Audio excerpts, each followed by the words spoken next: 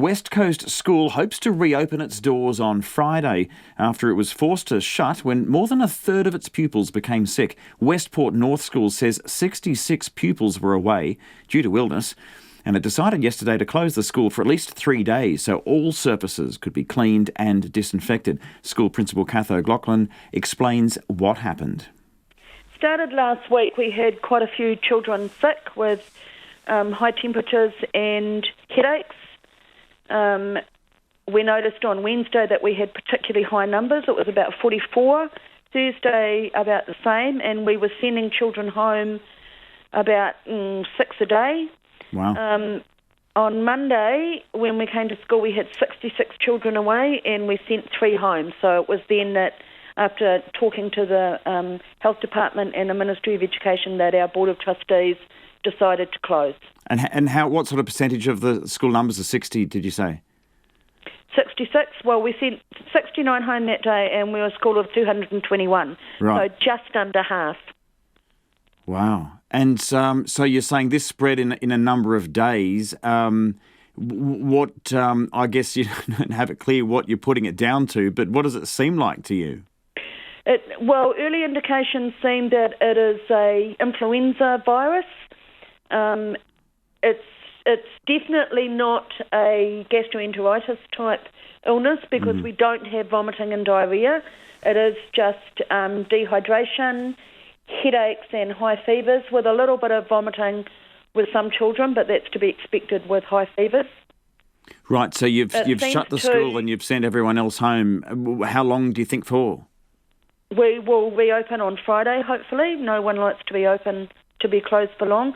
Today, we met with the public health nurse and took advice from her. We have bleached all the classrooms and all the surfaces. We've got a team from Christchurch coming overnight who have graciously come forward out of the blue and are going to deep clean the school to ensure that there's no continued infection.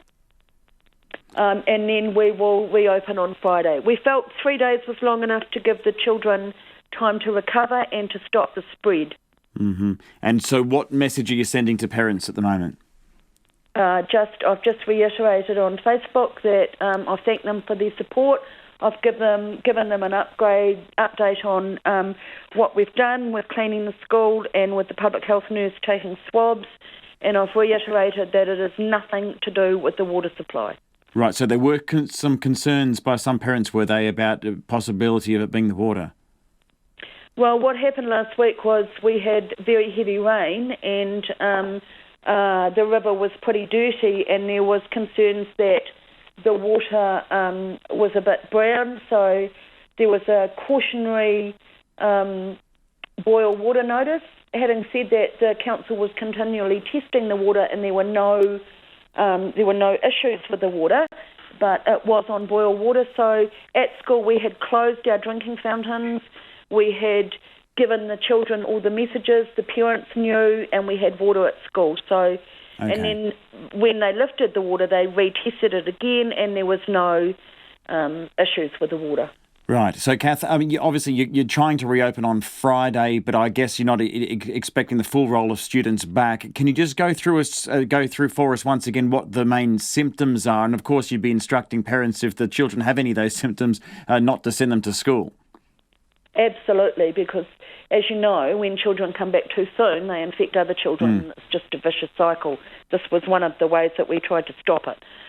So we are telling parents that not to send their children to school for 48 hours after the last symptoms, headaches or a fever, to give them plenty of rest, plenty of fluids, and we'll take it from there. So they're flu-like symptoms, it's not a gastro bug? No, there's no indication that it's a gastro at this stage. Cath, how are the teachers? Any infected? We have some support staff who are sick at the moment. The teachers have been amazing. If you'd seen them all this morning, donning their cleaning gear and heads down, bleaching the whole classrooms, day in the life of a teacher. It's amazing. Cath O'Loughlin, the principal of Westport North School, giving her teachers a good rap there for all their hard work cleaning up after what looks like some type of epidemic there at Westport North School. Hopefully students will be back when the school opens this Friday.